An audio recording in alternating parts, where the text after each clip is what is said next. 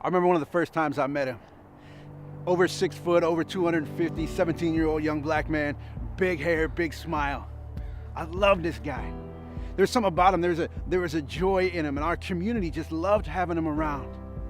And like every other young man in his neighborhood, he had different forces pulling him, whether it was gangs, drugs, whatever it was in our community. He had all those things pulling on him, but he never went. So he had a neighbor that had introduced him to Christ. And because of that neighbor, because of the mentoring, he had a job. He had graduated high school. He had plans for college, and he was the prom king at his school. We were so excited for the story that he was writing. And I remember the day he was shot. I remember the morning. I remember the brokenness, the hurt and the pain that our community felt, that I felt. I remember looking up to God and saying, God, I'm not okay with this. We've got to do something.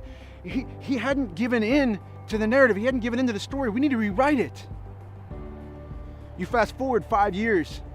I've now been on staff with FCA for 4 years, and I've gotten to work with some of the most amazing young people across this city. Young people who have dreams, who have visions, who have hope. But this narrative, this story is still the dominant one.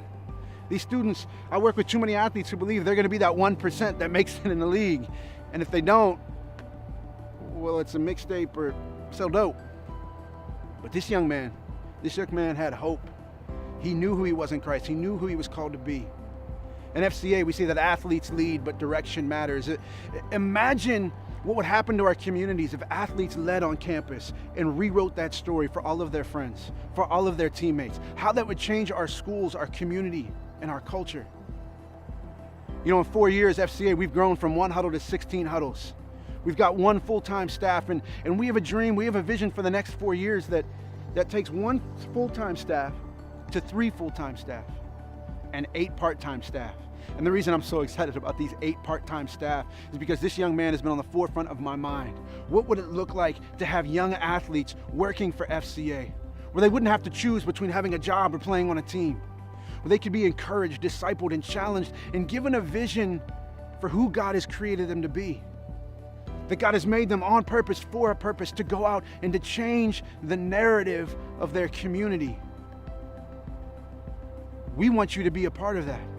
As we wrap up our first 4 years and we begin to dream about what the next 4 years are going to be like, we have a vision of raising $40,000 before the start of 2017. We want to invite you to be a part of rewriting that story, of changing the dominant narrative of the community where these kids breathe and live into hope. And we believe with God's help, we're going to do it. Will you join us?